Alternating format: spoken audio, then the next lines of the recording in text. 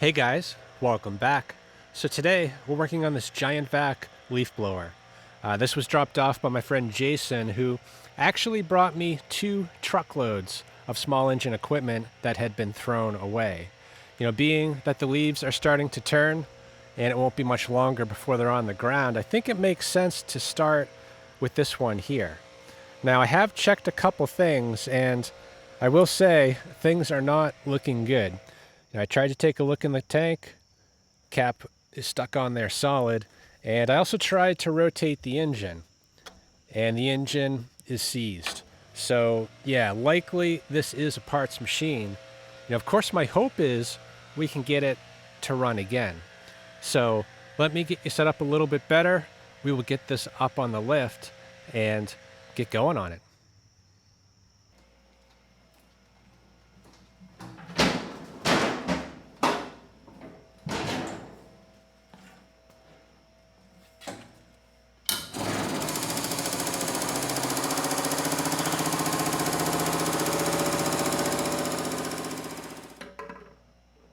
So let's start with the tank.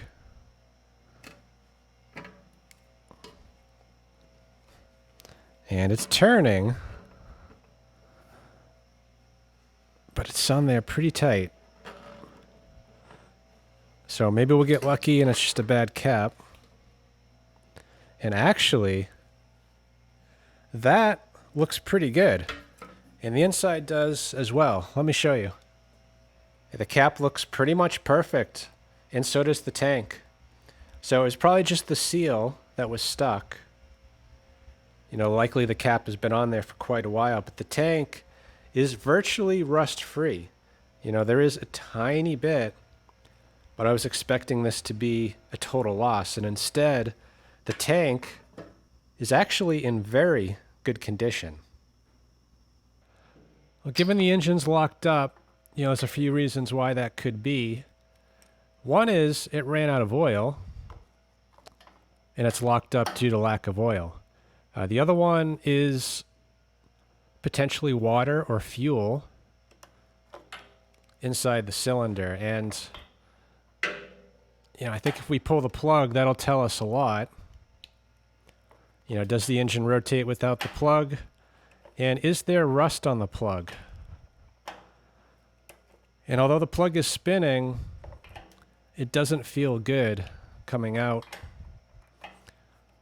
So I'm guessing there is corrosion on the plug.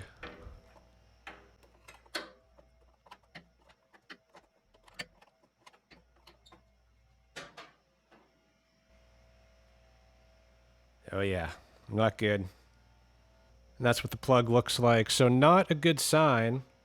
There's a bunch of rust on that plug. So there was definitely moisture in there. And, although the piston is made out of aluminum, the rings in the actual cylinder, they are not. And they will rust up when exposed to moisture. And if that's the case, then that, I would say, explains why the engine doesn't rotate. So before going any further, let me just get the borescope in there and see how bad it is. So I know it's going to be bad. Question is, what degree of bad? So let's see. And I can tell already there is rust in there.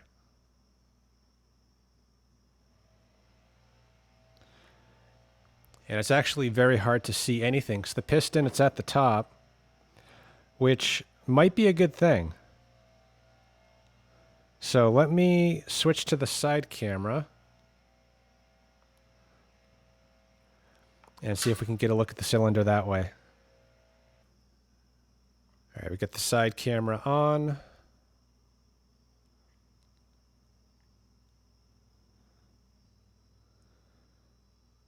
So yeah, not great. On the right, you can see we have a valve that is closed. I think that's the exhaust. And we have the intake right there, which looks to be open. On the left side of your screen, that is the cylinder wall. There's a bunch of loose rust,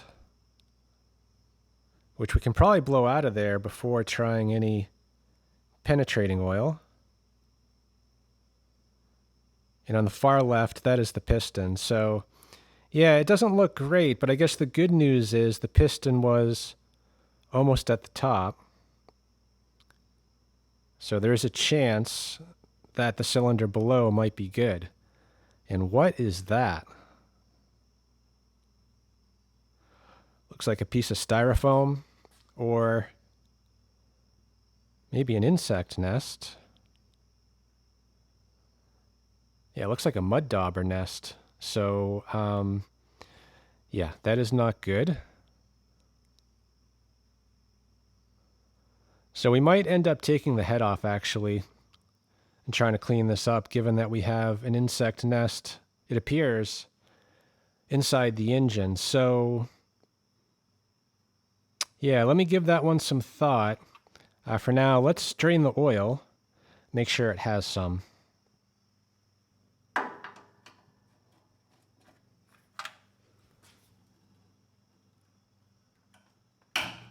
Just want to make sure the engine didn't run out of oil in addition to its other problems. And that is water. So, yeah, this engine, it might not run again.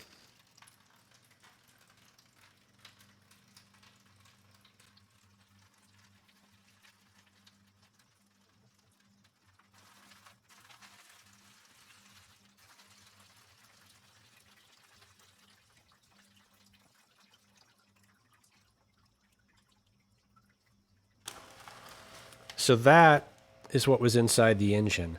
Mostly water, not even a trace of oil. So, yeah, it is not looking good for this engine. Well, given the lack of oil, the condition of the cylinder, and the slime, the rust-colored slime on the dipstick, I'm thinking the internals of the engine are pretty bad. So the engine has to come apart. I guess the question is it ever going to go back together? So before I start taking it apart, let's just take a peek inside the block with the borescope.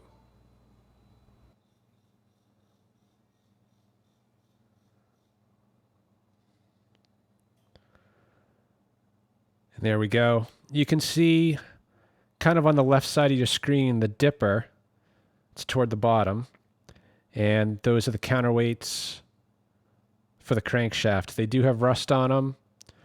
To your right, that gear, that is the counterbalancer, and you can see one of the ball bearings on the far end. So, yeah, it's not looking good.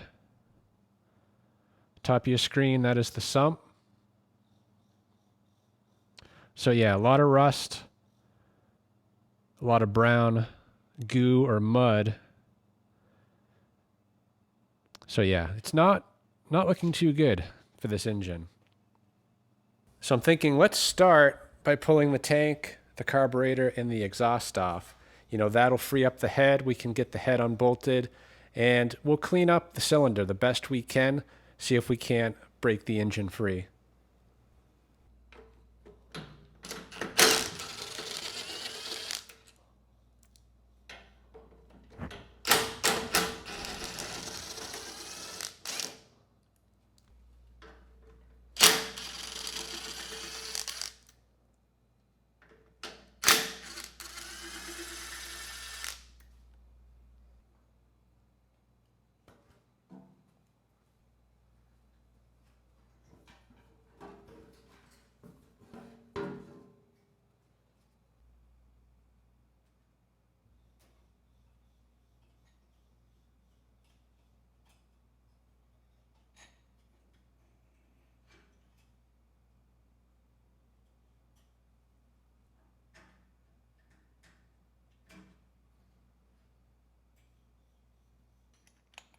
I was going to say, let's have a quick look in the carb,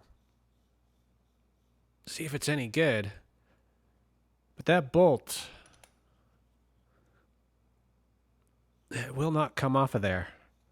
So chances are the carb is trash, but let's try the impact, see if we can't get it open.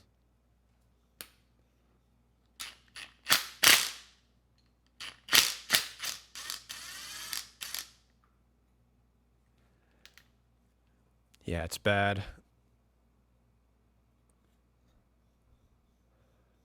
A lot of rust.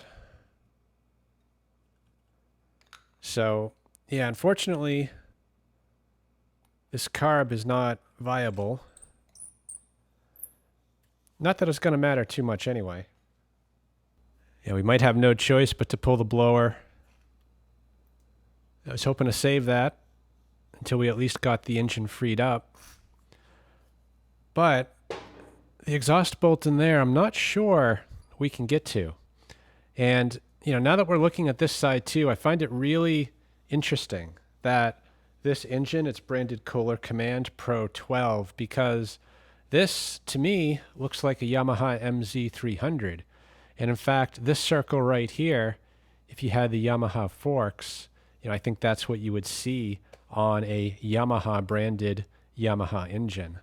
So I think this engine is actually a Yamaha MZ300 just rebranded as a Kohler Command.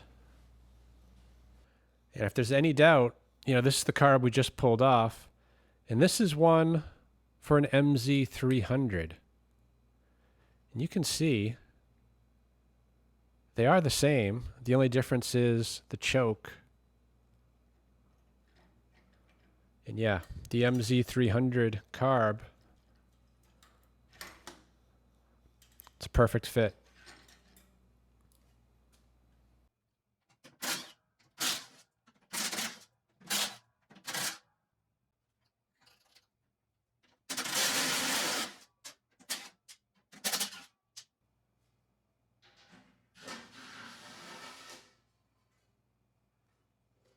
So it looks like we have a metal bushing that just mates the crankshaft with the blower fan. So we do need to remove these 3 bolts, and then it looks like we have 2 threaded holes right there that we can probably use to thread bolts in and press the bushing out.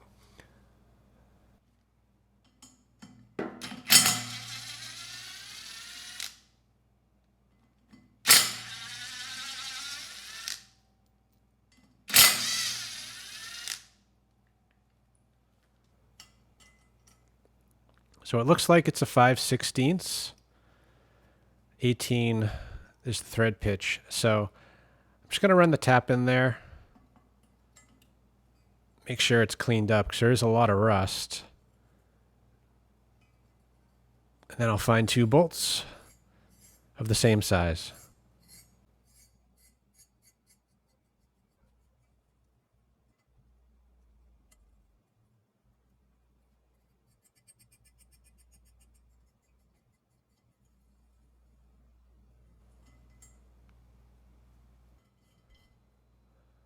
So we'll give these a try. They are the correct thread, but the threads don't go down too far. So it's only going to pull this out by about 1/2 inch. And we might not be able to get it the rest of the way out unless we get some longer bolts.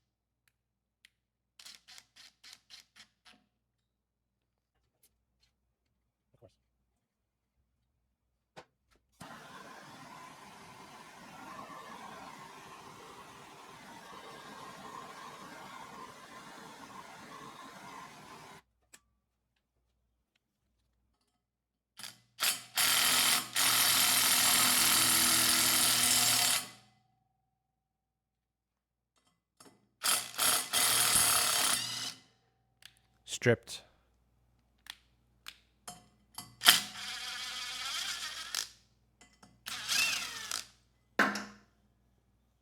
Well, that did not accomplish a whole lot. You know, if anything, I may have bent these out a little bit, and they are now stripped out. So, I think I'm going to try a puller. You know, I'm assuming this piece I can buy new if I need to, but I'd like to save it if I could. I can tell you right now, this is not going to work. I mean, it does fit behind there, but we need something to push against. You know, I don't want to push against the crankshaft. Now, this should be threaded, I would think. So let me find a bolt that'll fit in there, just to help protect the crankshaft threads.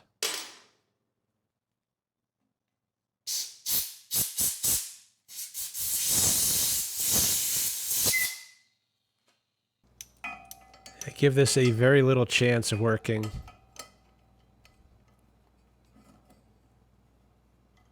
But it's worth a try. You never know.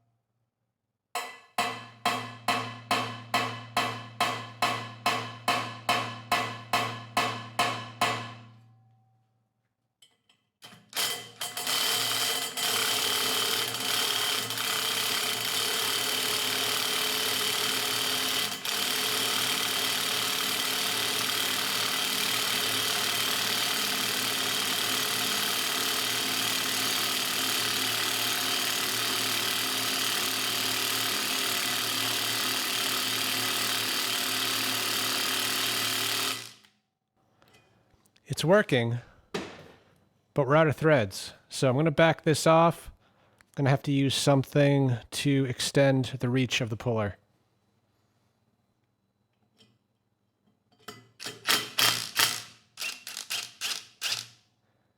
And the interesting thing too is that the part that's moving, it's just the crankshaft. The bushing itself is still stuck to the fan, which is fine. You know, we just want to get the fan off. Once it's off, that collar should be easier to remove from the fan. Hot.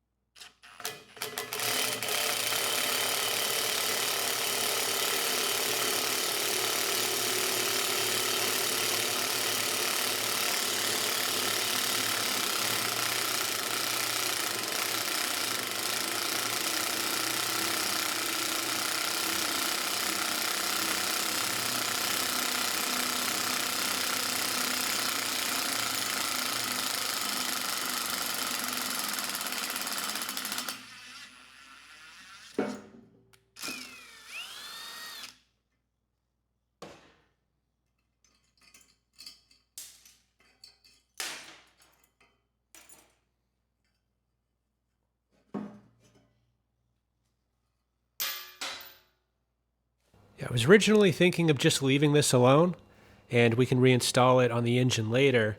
But if you look here, it's actually cut in each corner. So it's like a collar, and when you put the bolts in on the other side, that draws it in and actually kind of clamps down on the crankshaft. So, I'm thinking it's going to be hard to reinstall unless we actually knock this out. So I am going to try to use a block of wood and a sufficiently heavy hammer to knock that out of the fan.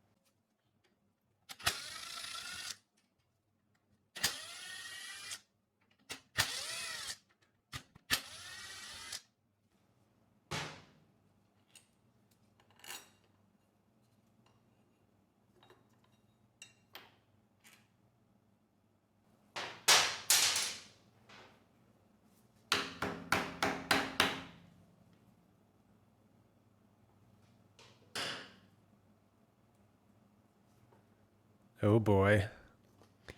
So, yeah, I think this engine's done.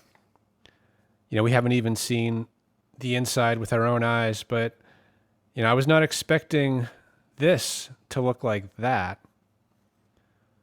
It's just full of, rust and this brown mud.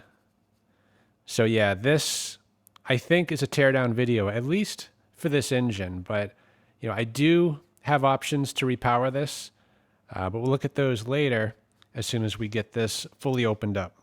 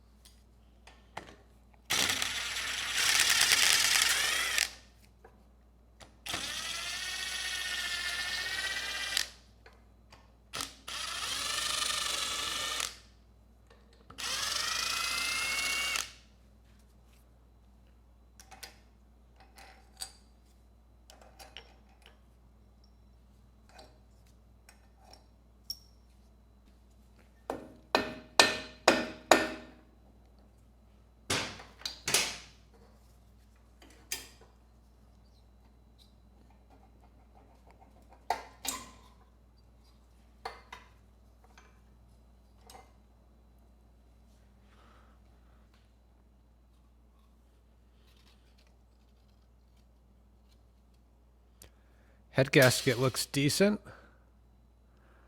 Push rods, not so much. You know, both of them are in pretty bad shape. And actually the galley down there too is just full of this brown goo.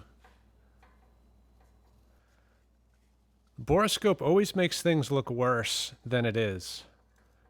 And this cylinder, you know, if this was the only problem, you know, I could probably get the piston to move again.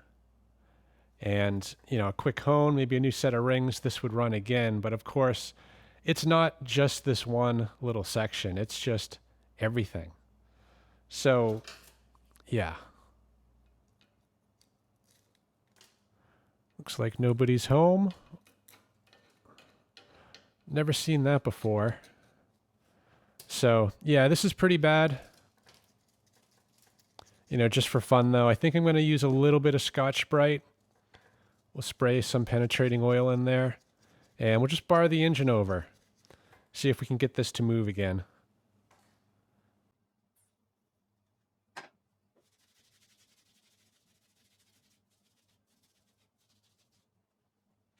I can see we also have a critter nest. So yeah, a lot of things against this engine. So Scotch-Brite, it is relatively safe. In this case, I'm going to up the game a little bit and use a wire wheel. You definitely don't want to use that on something that you plan on running again. But in this case, I just want to get the engine to move just a bit.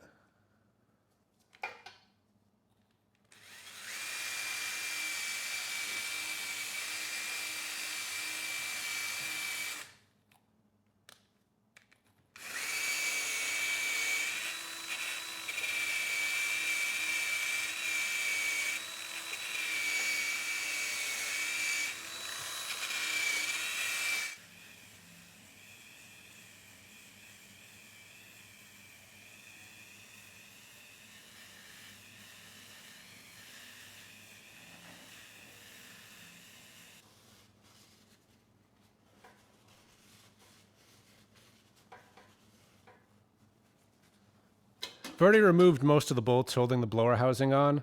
You know, I've got two left, just loosely holding on, so we'll just get those out. And then we'll have access to the flywheel nut.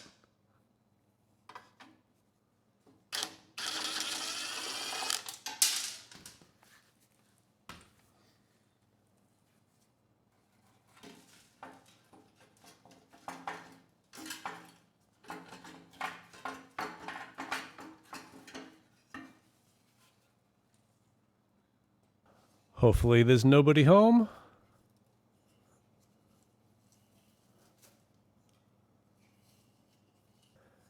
So if nothing else, we might at least have a good ignition coil. I've added back one engine bolt on each side, and they're tightened up. So let's try to free this.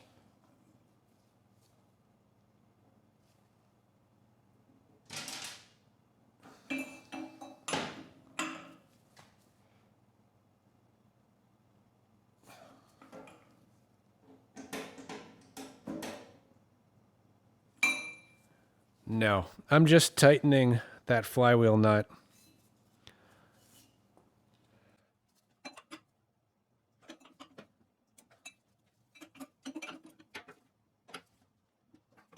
No, that thing is not budging.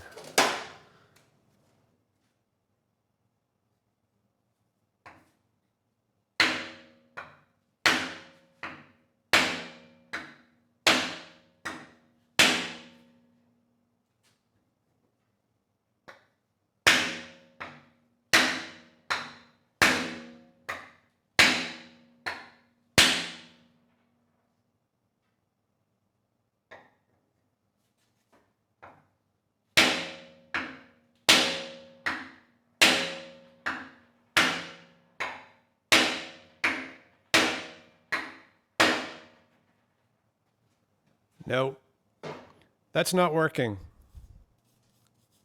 You know, could it be freed up? I'm sure it could. You know, we could let this soak for a while.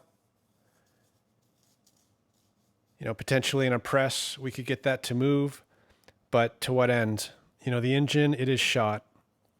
So let's instead change gears here. Let's get the ignition coil off, the flywheel off, and then we'll get the engine off and open it up.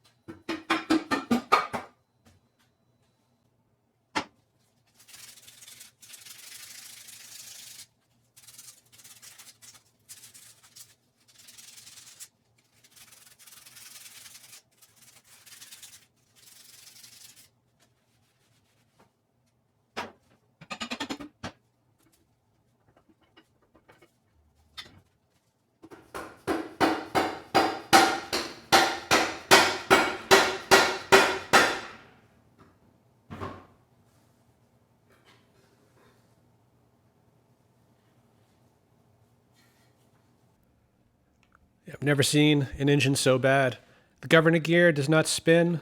The weights, they are frozen in place. The main bearing, locked up. The counterbalance bearing, also locked up. And the oil sensor is down here, which looks like it might have some issues. As far as the engine goes, absolutely covered in rust. Let's see if we can get the camshaft out.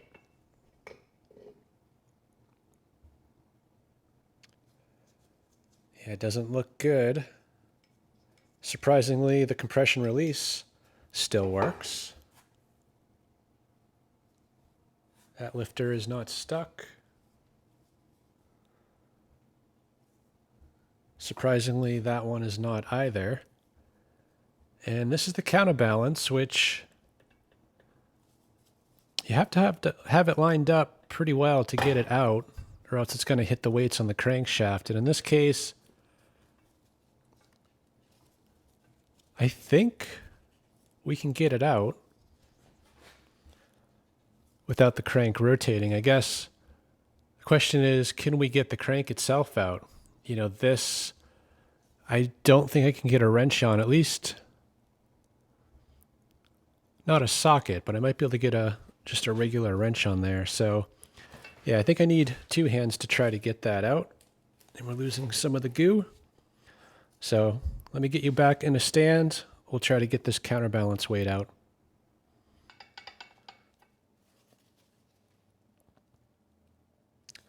It should come right out, but it's not. So I'm wondering if the journal on the other end potentially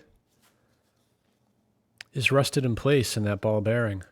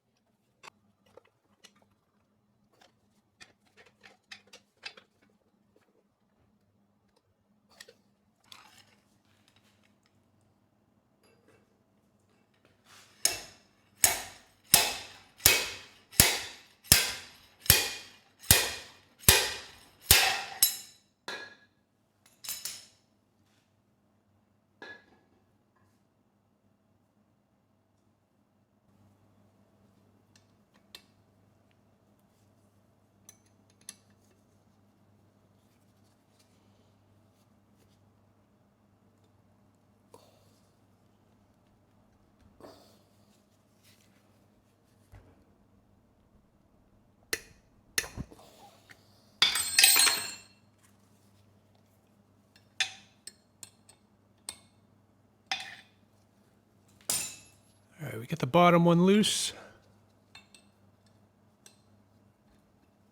We'll try the top next.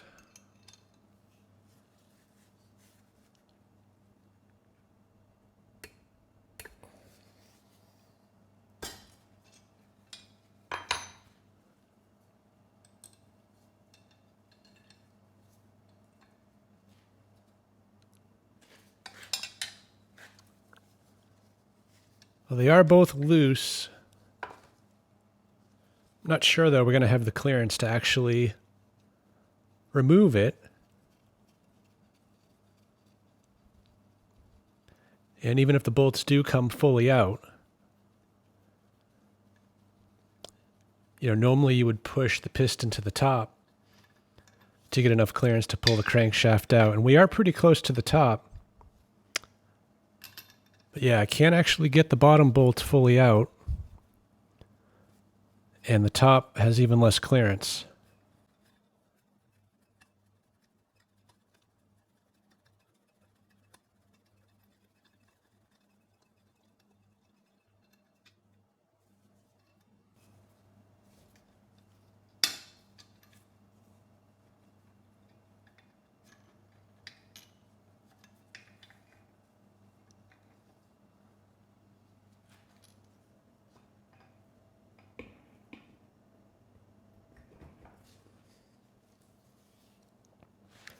We are so close. If the piston was further up, just by a little bit, this would come out.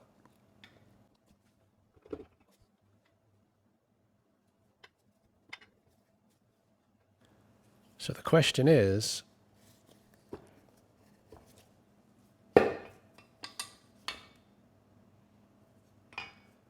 how do we get it out?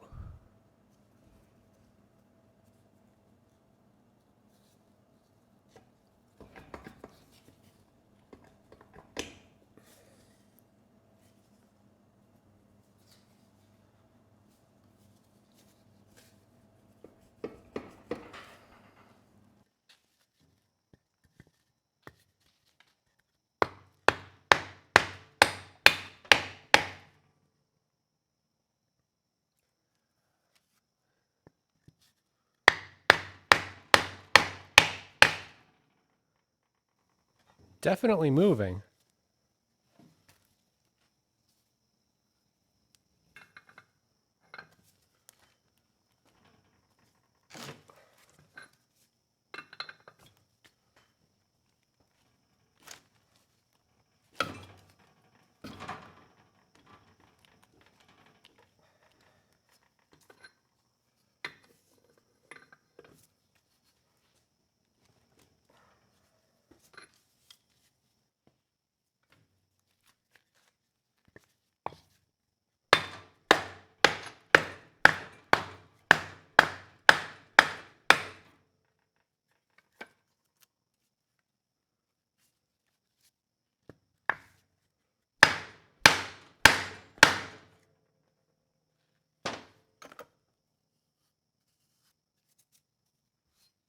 I can get the piston to go down and back up, but only to the rust ridge right here. I can't push through it.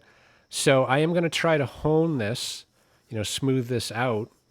And then with any luck, we can at least get the piston to the top of its stroke, which will allow the crankshaft to come out.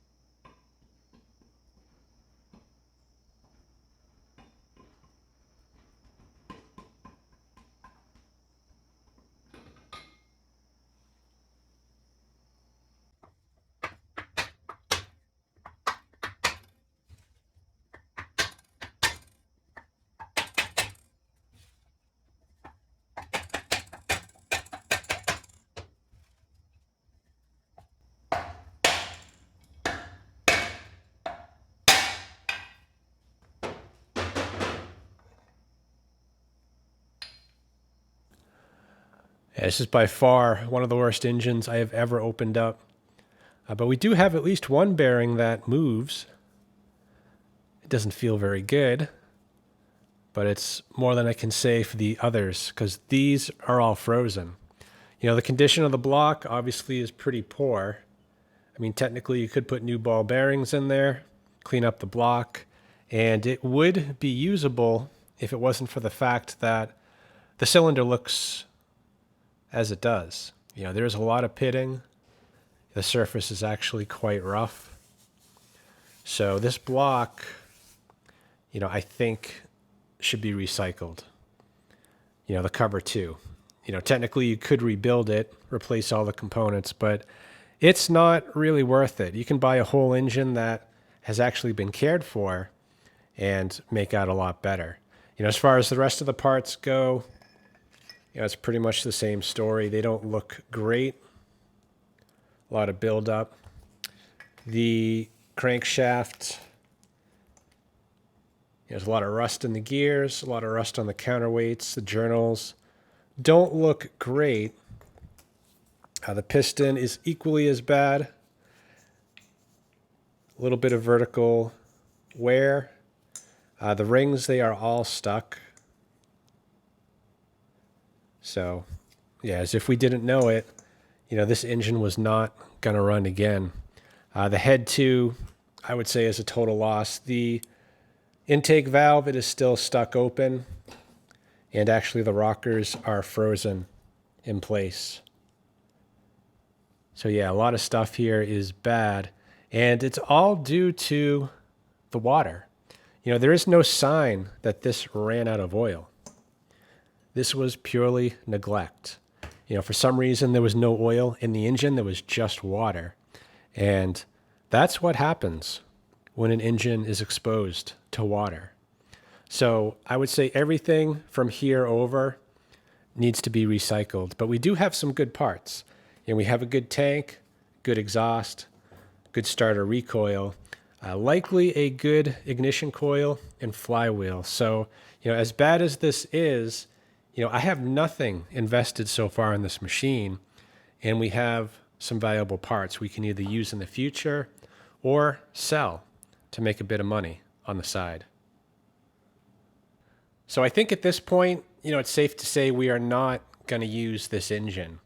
So I am going to take a few minutes and just clear all this stuff off the lift.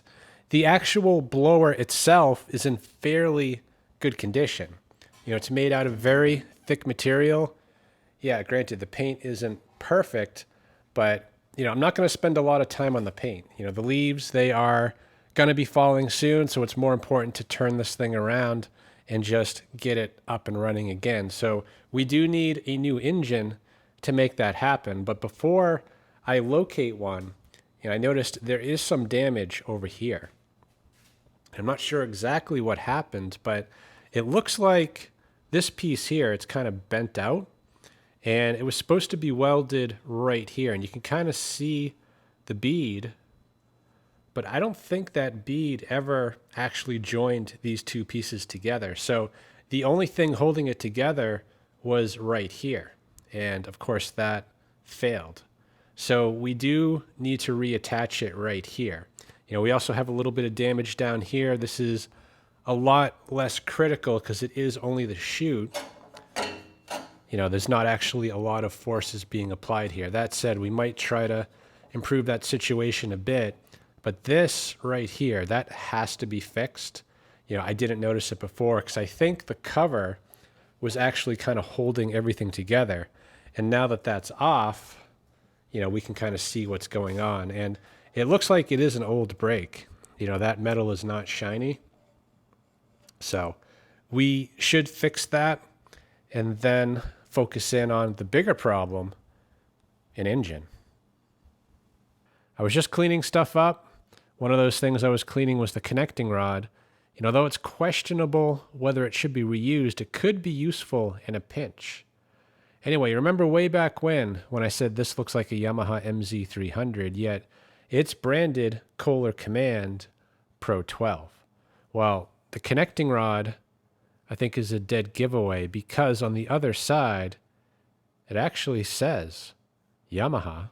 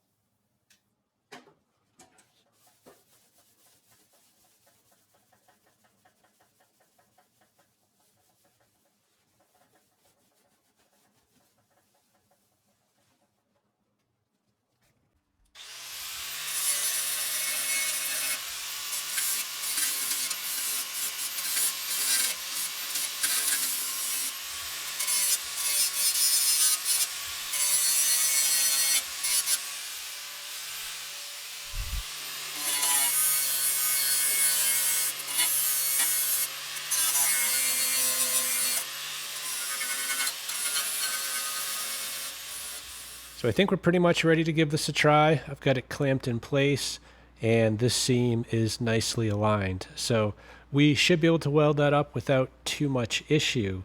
But there are still issues. If you look here under the clamp, it's kind of hard to see, but there is a gap there of about 3/16 of an inch.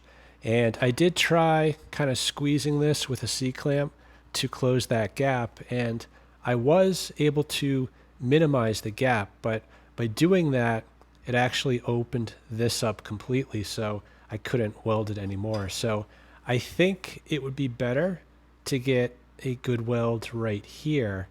And then for this piece here, we're probably going to have to put some sort of a mending plate on the back to close that gap. And doing that might have a consequence as far as the cover goes. You know, we might have to make some modifications there. So let's take it one step at a time and see if we can get this issue fixed.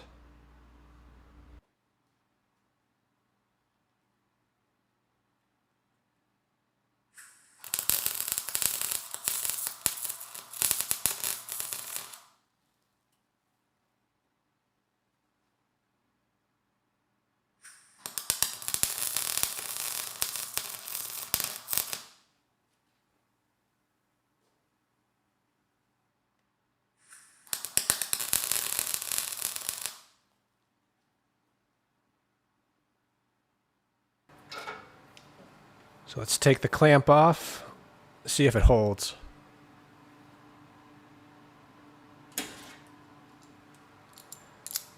Nice.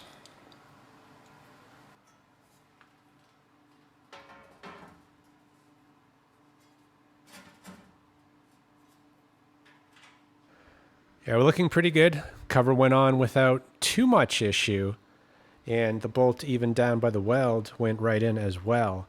That said, though, we do have one that is just a little bit off. So if I elongate that just a bit, then the cover will fully bolt on.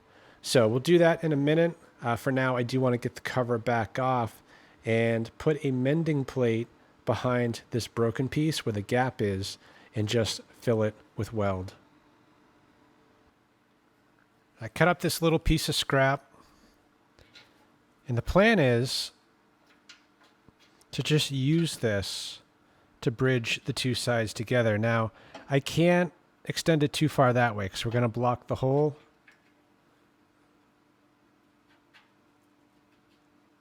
But I'll put it down there as far as I can.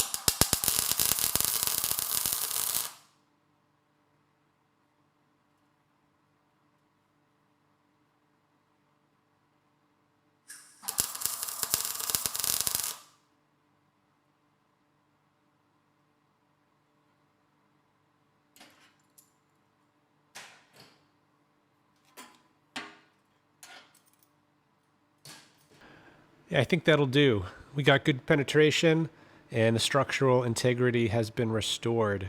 That said, though, I couldn't help but notice there is another little crack right here on the side. So I'm going to take the paint off there and we'll just fill that with weld to help shore up the structure.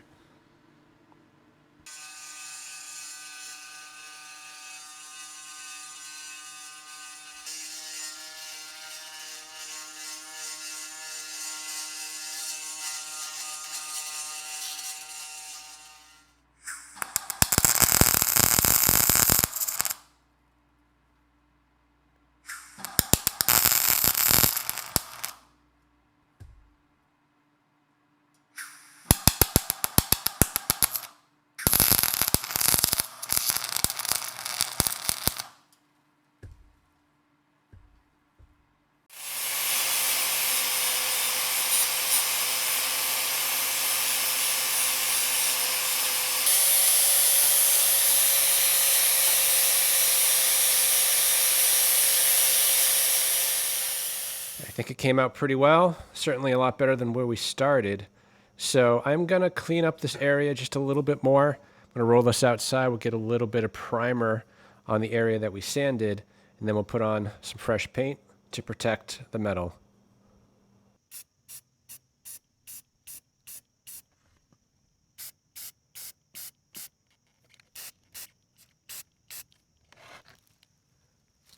It's a little bit surprising, actually, how nice that brown primer looks kind of blended in with the rest of the machine. I did pick up some red paint, so we'll give that a try, but, the brown might be a better choice in this case. But we'll try the red. If that doesn't work, we'll set it back to brown.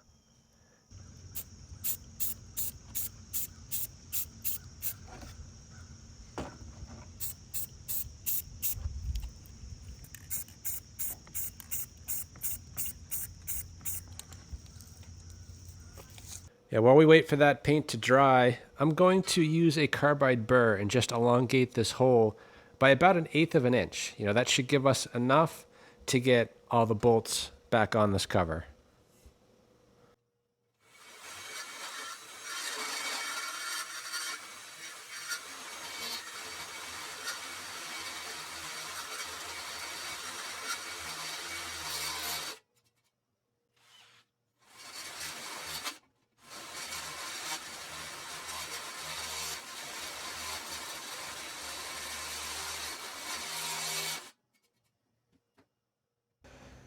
So I made a quick trip to the storage locker just to make sure I didn't have anything I could use to repower that leaf blower. We do need an engine that's at least 8 horsepower, and most of these are. The Briggs are 10, a lot of the Honda clones are 13 and 15 horsepower. The problem is these are generator engines. A lot of them have that integrated bell housing. They all have tapered shafts.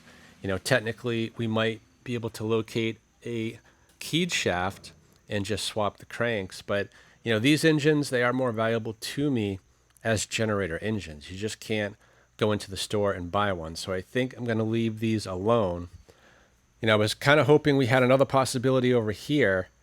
I think this is an 8-horse Briggs from a snowblower, but this has issues too. There's no air filter. Crankshaft is the wrong diameter. We actually need a 1-inch diameter. This looks quite a bit smaller, and this also has an extra output on the camshaft, which is just going to get in the way. So, unfortunately, none of these engines can be used. Probably the best option is to buy a used engine off of Craigslist or, Facebook Marketplace. And I took a look. I found some nice engines there, but they're all pretty overpriced. So I'm thinking instead, might take a trip to Harbor Freight and see if they have anything at a better price.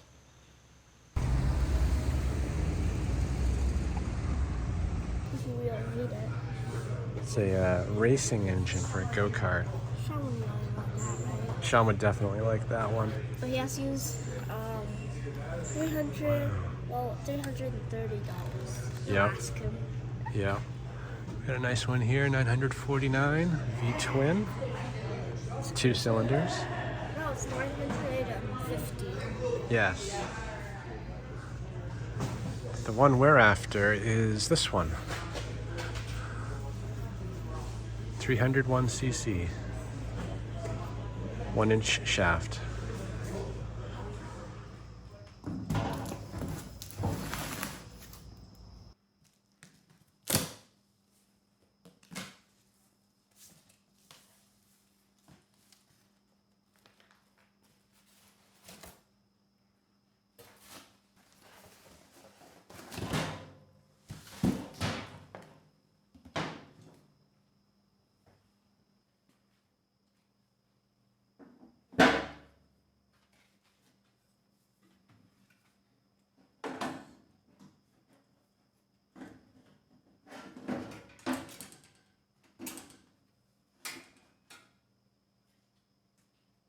I had to take that starter recoil off to kind of squeeze it in.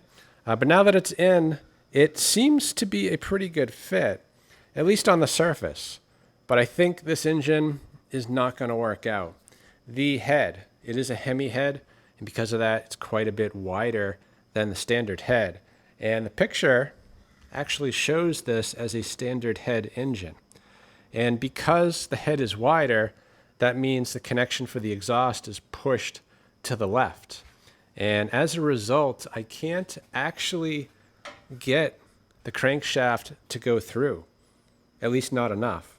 You know, we have maybe an inch and a half sticking through when it should actually be closer to 2.5 inches. So although this engine looks good on paper, don't think it's going to work out. So I do need to come up with a plan B.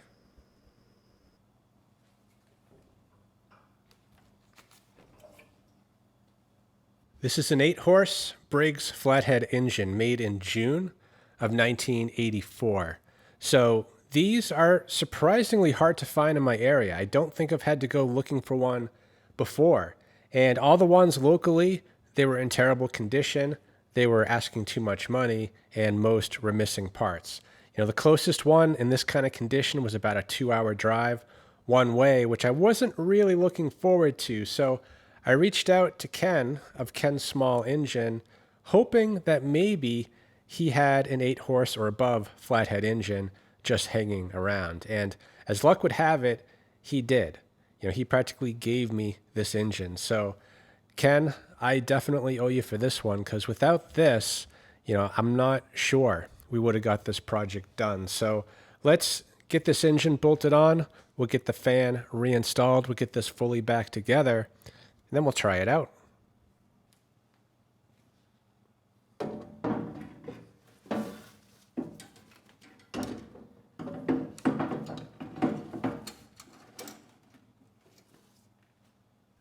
Yeah, I think this is going to work out pretty well. We are nice and centered in the hole.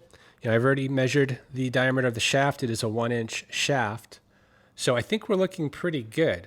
I guess the only difference I'm noticing here is that the other engine was bolted right here, as well as down on the pedestal. This engine actually has no bolt holes at all on this side of the block. So we can't physically attach these two together, but I don't think that's a big deal. A lot of blowers actually don't do that, including different versions of this exact blower. So I think if we just bolt the engine to the pedestal, then we should be fine. And this is actually going to be pretty easy. I've actually already dropped in a few bolts. You know, the pedestal already has the holes drilled for this engine. So all we need to do is tighten those bolts up, and the engine install will be complete.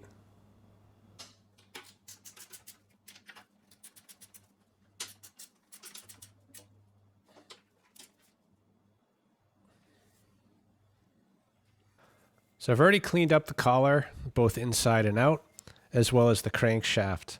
The crank was actually pretty clean, but I noticed the keyway had a little divot out of it right there. So I did take a file to that, just kind of smooth it out. And I also sanded lightly with 800 grit the crank just to get all the rust off of there. So like that, we should be ready to reinstall. That said though, this collar, it is a very tight fit. I just can't push it on. I am going to have to tap it on. And ideally I would tap it on first and then align it later and then drive the key in. But I don't think I'm going to have that option. So I'm going to install the key first, then the fan over the collar. And we have to assemble this really as one unit. So hopefully it goes well. Otherwise, we're going to have to get the puller out and try this again.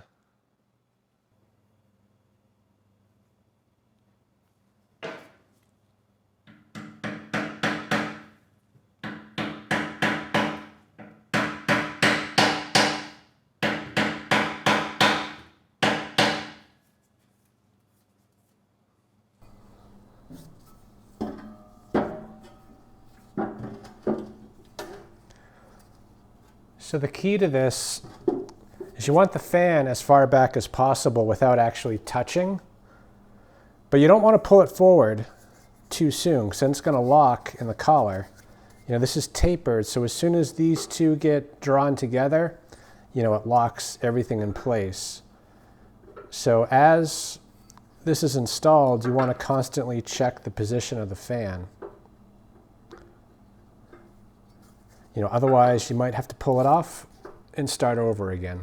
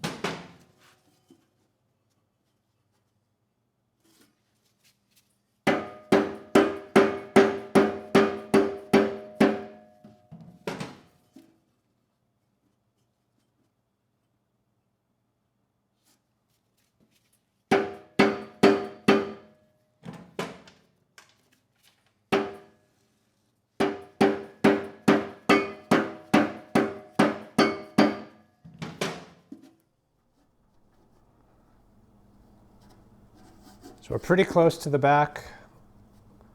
I would say maybe 3/16 of an inch.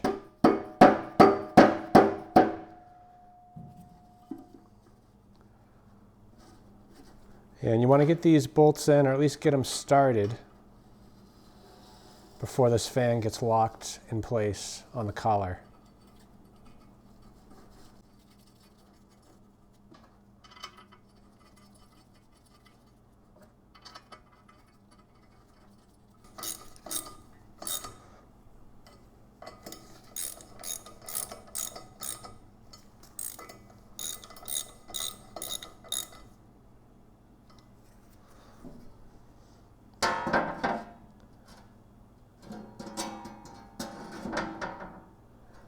Yeah, we're good. Cover has at least a 1/4 inch clearance. So I'm going to torque these down. I don't have a torque spec on them, but the general spec for something like this into aluminum, it's not much. It's about 80 inch-pounds.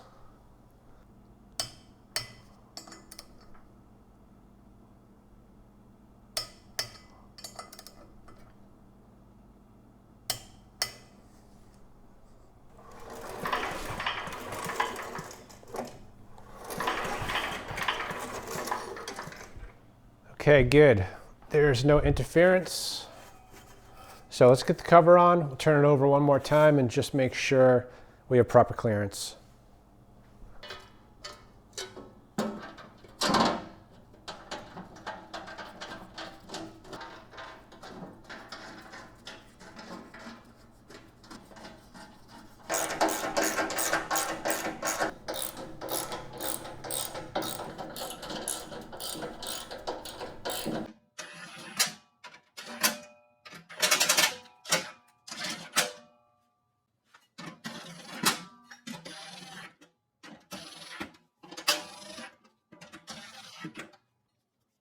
Just pull the engine over again.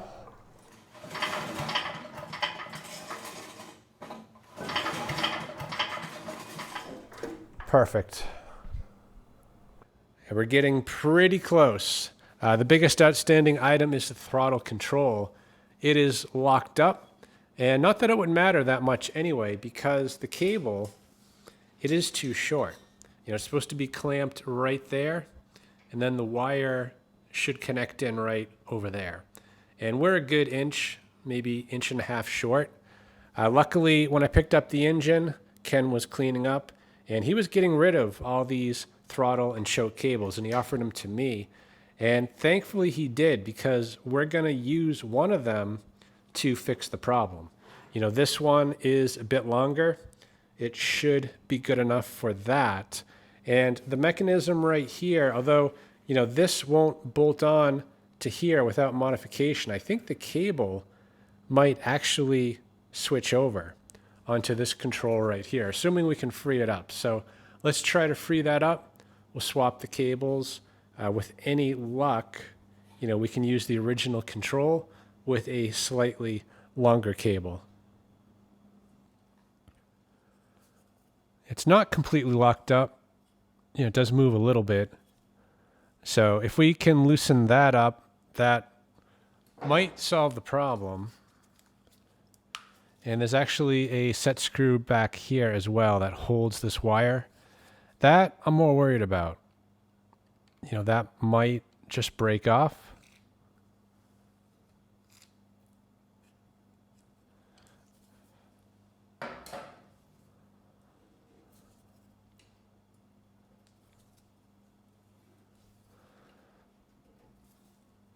So let's try to get the set screw loose.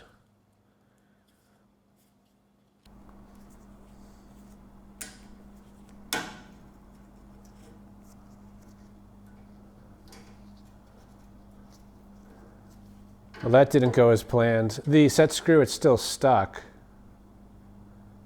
But what happened was I twisted it and it just snapped the cable. So let me hold this still. We'll try that again.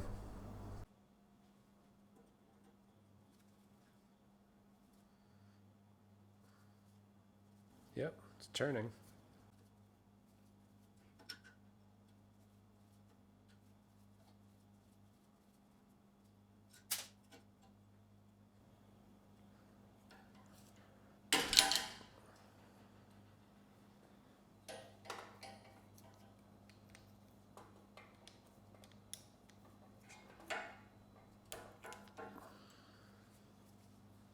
Wire's in pretty bad shape on this side, so I'm going to pull some new straight wire through. We have a good couple of inches extra here, so, I think if I just cut off the Z-bend, that will allow me to pull the wire through, and then we can cut back on the sleeve a little bit on this side.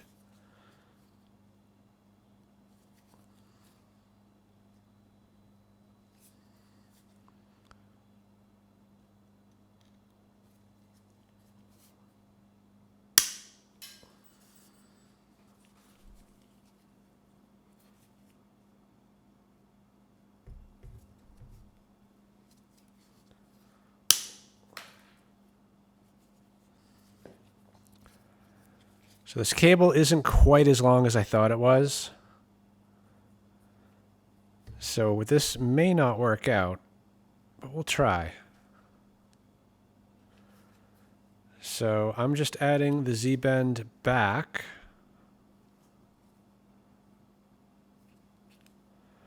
And this will connect to the engine side.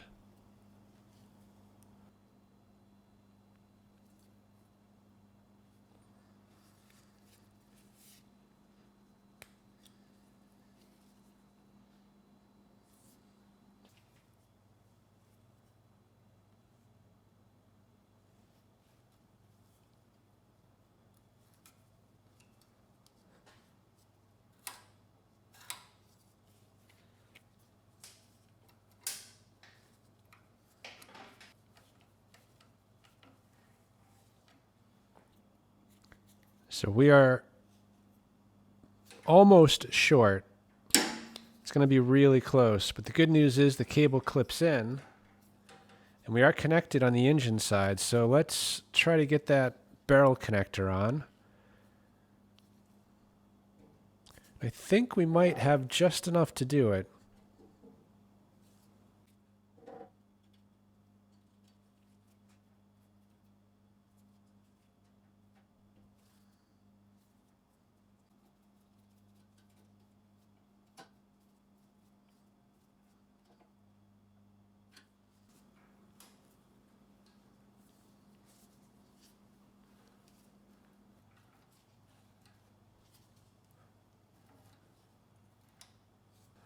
So we lucked out on that one. The cable's just barely long enough, but we do get full range of motion on the throttle.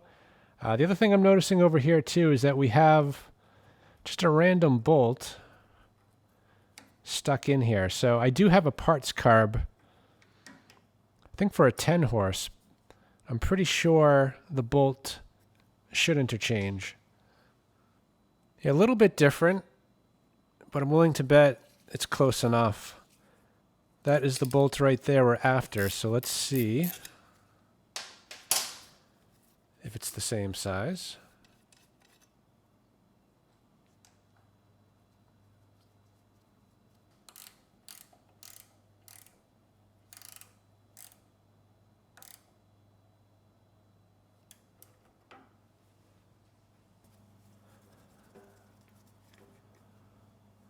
Plenty of oil.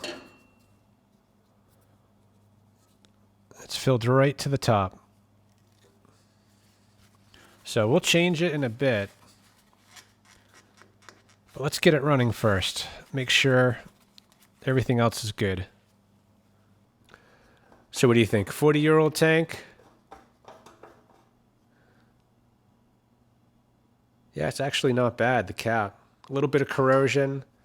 The tank itself looks really good. Virtually rust-free. And clean. The fuel that's in it, there's not much, but it doesn't look bad. And it doesn't smell bad. So I'm going to add a little bit more. There's not a whole lot in there. And yeah, we're getting pretty close. I already connected the plug. We'll check the air filter real quick. And then I think we'll be ready to give this thing a go.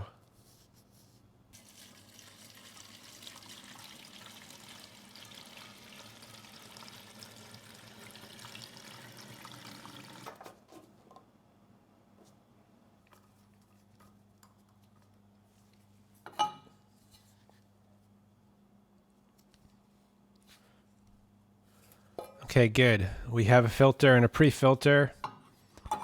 Filter looks nice and clean.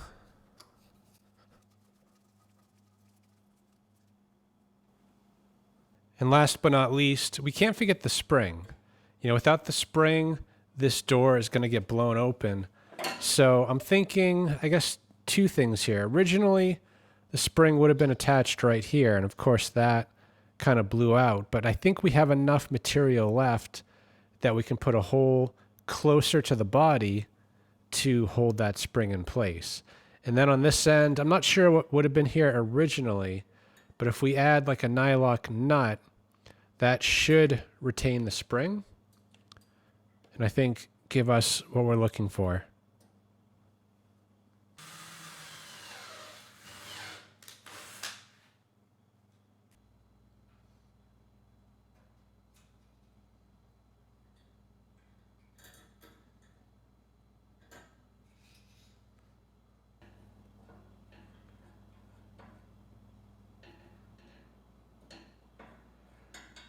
I'm pretty sure that's supposed to be a 3/8, but the nut doesn't fit, and I'm thinking it's because the threads are so rusted out. So let's try cleaning that up.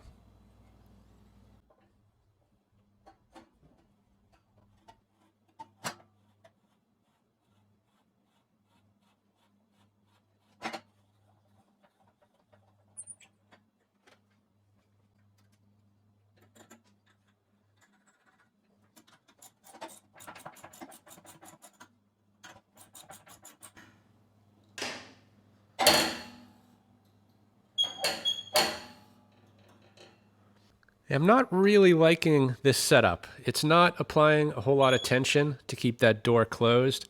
And the best I can tell is that, this is completely bent out of shape. I took a look online trying to find a picture of what this should look like. And this piece right here, it should actually be parallel with the chute. And this piece should be perpendicular. So yeah, things are a bit out of whack. So I'm going to get the spring back off. I am going to heat this up and see if we can bend it back into shape.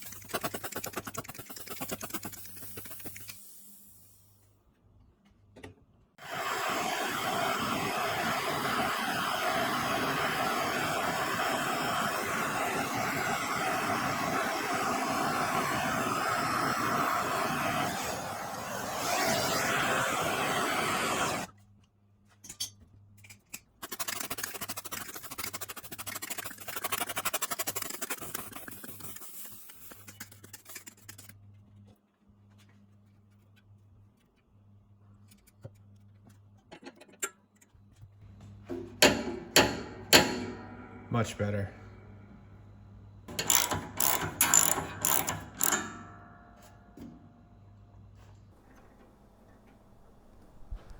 All right, fuel's on. We'll give it about half throttle. The choke is off. Let's try it like that first.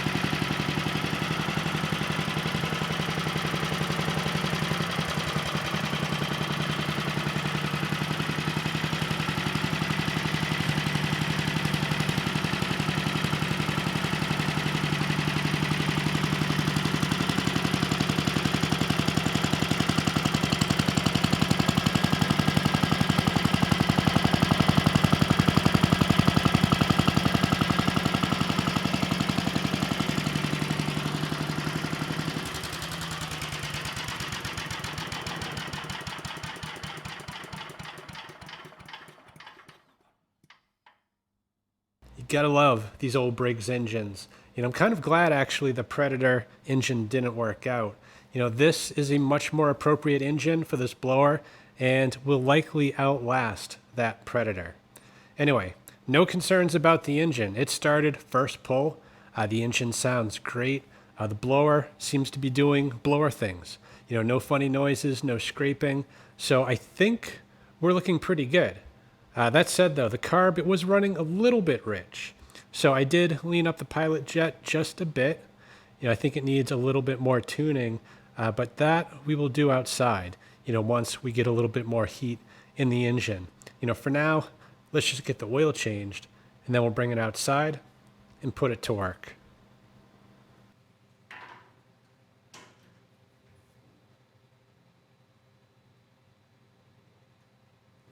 Wow.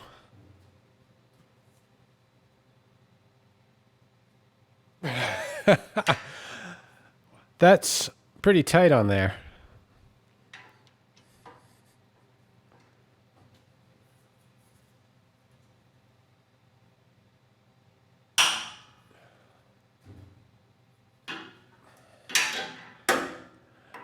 I want to say this has never been out, but I know it has. The plug had marks on it previously. But I think it's been a while.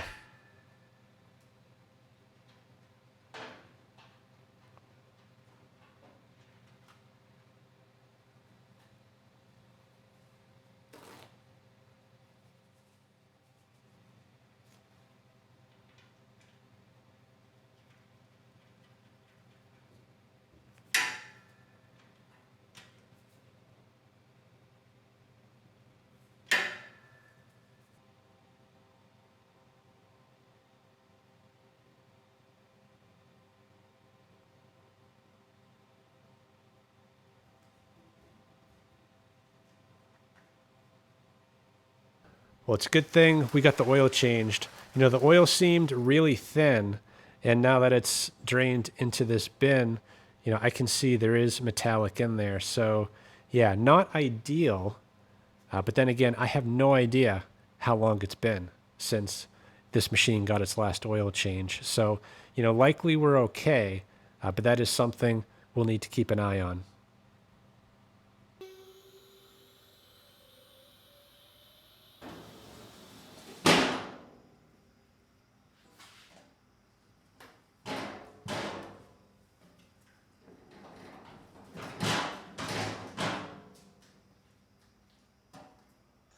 Well, we've got plenty of leaves on the ground, and normally this would take a while to clean up, but I have a feeling that this is going to make quick work of it.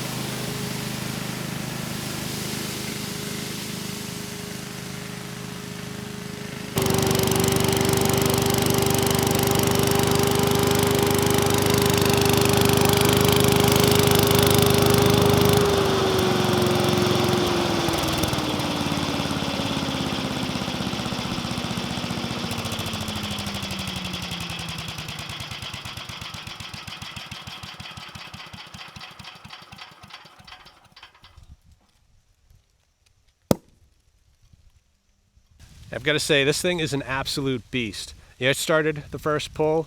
The jetting actually ended up being pretty good, so I left good enough alone. And like that, we made about 6 passes, and it cleared all the leaves on both sides of the driveway as well as the driveway itself. So normally that would have taken my son and I quite a bit longer using backpack blowers, but this thing, not so much. And I guess the only downside is that the wheels are not driven. So you do have to push this, and if you live in an area like I do where everything is hilly and rocky, it makes it a little bit challenging. But I would say it is well worth the effort to get some time back. Anyway, at the end of the day, you know, the original engine was shot due to neglect, and we repowered this with a 40-year-old Briggs, and this thing is now doing a fantastic job. So I hope this video helps someone. Thanks for watching.